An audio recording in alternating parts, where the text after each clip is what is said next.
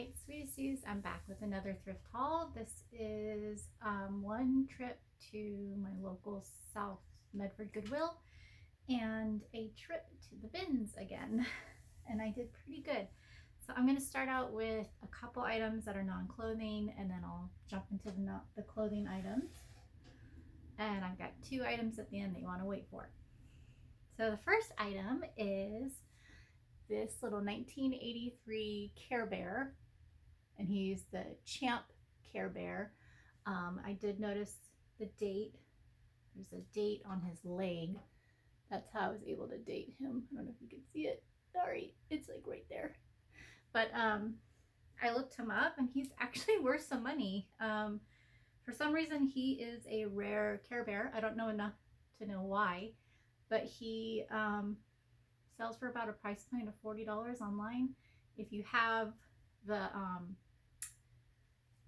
little what's it called, I don't know, the award cup that goes with him accessory wise, then he's worth about $100. So he was a fun find, and I dug through that bin to try to find more Care Bears, but he was the only one, so I'm glad I spotted him.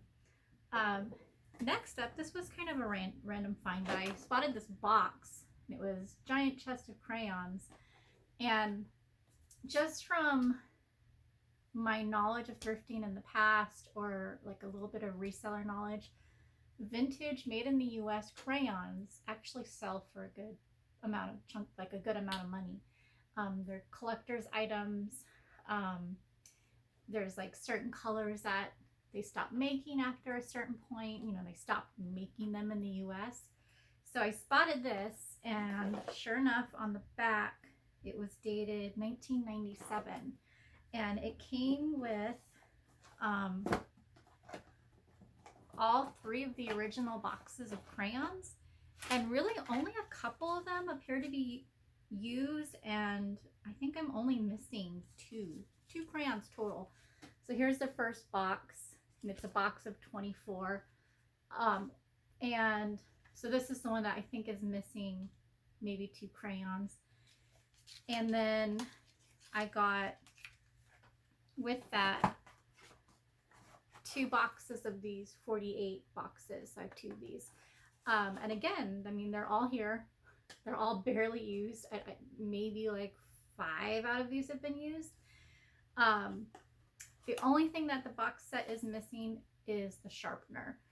So I may keep these for Lena for the future, just because, I don't know, it's kind of a cool box of crayons. Next up, I found this sealed American Girl puzzle, and I think it says solve 4 mini mysteries piece by piece. So I think it's 4 different puzzles, and they're glow in the dark clues. That sounds kind of fun. This is dated 2005, and I think I'm going to gift this to one of my nieces at Christmas. So it was like $1 at the bins. And also, so far everything I've showed you was from the bins. Okay, let's jump into clothes. So the next 3 items I got at my South Goodwill. So I got this little rayon. I guess you'd call it tie-dye. It's kind of the ice tie-dye. But I loved the color. I loved the sunflowers. This is a 90s piece. It was probably originally sold as like a cover-up dress. It's by the brand Pineapple Moon, made in Indonesia. And I actually found 2. I found a purple one that had hibiscus flowers on it, and I actually gave that to my mom. So that was the first find at the Goodwill. The next one I found, this 1980, let's see, it's dated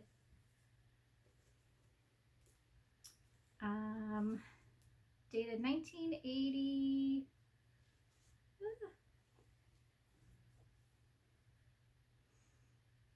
1988. Yeah, 1988. But it's just a long nightgown shirt. It says, I don't do mornings, which is really not true for me. I'm up pretty early every day. especially with a toddler. But I have to do mornings, unfortunately. Someday I won't do mornings, but I thought it was cute with the bunny, and I love that it's vintage 80s. And I wonder if it's got a brand on it, because it looks to me like my mom used to work for Hallmark in the 80s, and it kind of like has that same vibe. Let's see. It says, I can't read it. Something Tahoe, SPECINC. Reno, Tahoe. So this was probably actually like somebody probably bought this as a souvenir in Reno or Lake Tahoe at some point in the 80s. Next up, I found this vintage, gorgeous vintage 1970s Mexican dress, and it's if you look at the material, they call that pin tuck, the way it's kind of like riveted. So it's a pin tuck, yellow Mexican cotton dress. It's got some gorgeous embroidery, floral embroidery on top. There's also like a crochet material attached to that. Beautiful balloon type sleeves with accent ties on either end. It's like a tent style dress. I love it. Unfortunately, my arms are just too big for the sleeves, so it is already listed in my shop if you're interested. It also has really gorgeous ribbon detailing on the bottom portion, and then crochet detailing on the bottom as well. So no tags, but I've done enough research to find other ones. It's definitely made in Mexico. Gorgeous piece. Oh wait, no, there is a tag. Made in Mexico, 100% cotton. So there you go. So that's in my shop. So the rest of everything that I'm going to show you, I found you at the bins. And mind you, I spent a total of $9 at the bins. So I bought this little onesie for my soon-to-be nephew. I just thought it might be cute for Halloween. It says it fits 6 to 12 months. So yeah, he might be able to wear this next year. It says, been inside for 9 months. And it's like a little jailer outfit. It's so cute. Little inmate outfit. Next up, I was attracted to the print of this. It's kind of got like a, I don't know if you call it quilt, but it's like a patchwork style. It's by the brand Zanzia Collection. I'd never heard of that. It was marked as an extra large, so I thought for sure this would fit, but nope, it's too small. So I'm gonna offer it to my mom. And it's 100% cotton. Next is vintage. I found a vintage 90s Mervyn's brand. It's like a light denim top. And what I like about this is it has embroidery kind of down the middle and on the collar, but it's got these pearl buttons, and it's kind of got that like Western style with the piping that's kind of curved here on the side. I just thought it would be cute. Pair of leggings, open even with like a shirt underneath it. Good layer top. Next, I just got this for fun. It's a pink Victoria's Secret white t-shirt, and it says extra spicy. Just a fun t-shirt. Next shirt is a 80s top. This sadly doesn't fit me, but it's really gorgeous. It's like a light, I guess it's polyester, but it's like a nylon, kind of that silk, polyester silk style. It's not silk, but it's like meant to mimic that material. At least I don't think, there's no way this is real silk. No tags. But I just love that 80s print. So that will go in my shop. Next up is another 80s top, but this one actually fits me. It's by the brand Signature. It's 100% cotton, made in India. Here's the tag.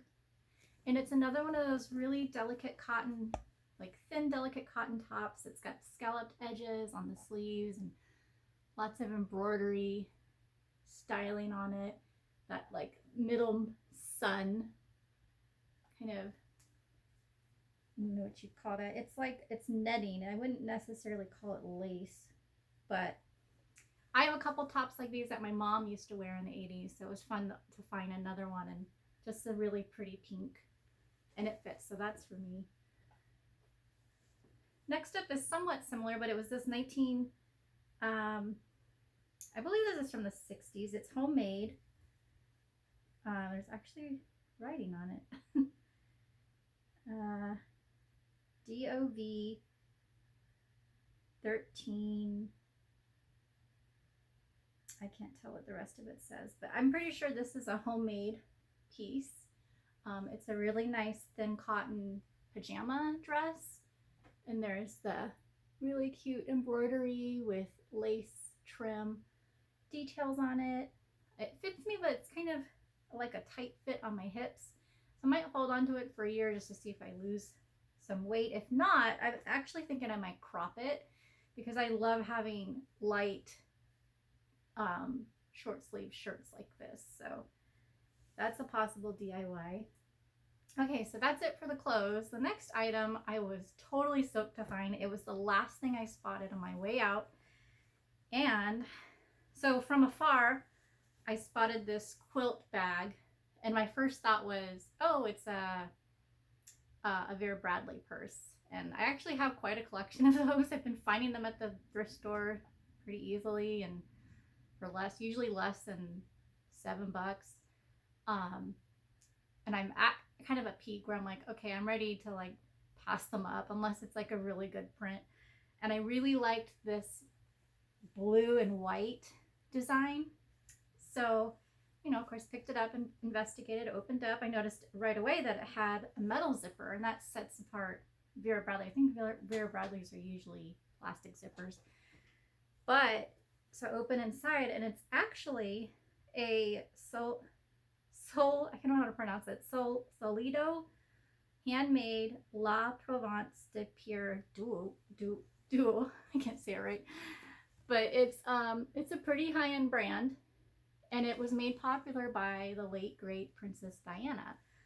She had a quilted purse that she was seen wearing regularly, and it skyrocketed the brand. And what I love about this brand is I did a little research on the Vintage Guild website, and it said that it was bought from somebody. The original company was bought from a family in like the 1930s or 40s. And what they discovered was that this business had an archive of prints that dated all the way back to like the 16th century. And so they were using these prints that had this history, and they've continued to do that, you know, currently to this day.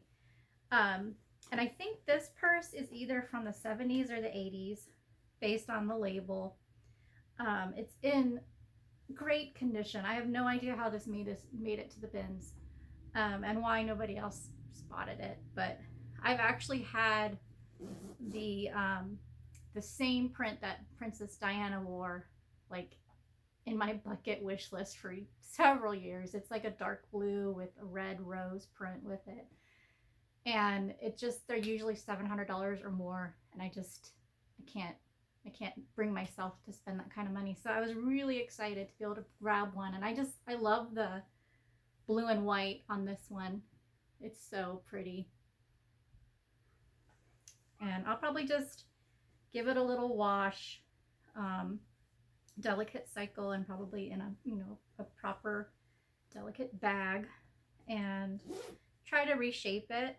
But I mean, it's in great condition on the inside, and I'll show you that label one more time, even though it's going to appear backwards, sorry, but that's what it looks like.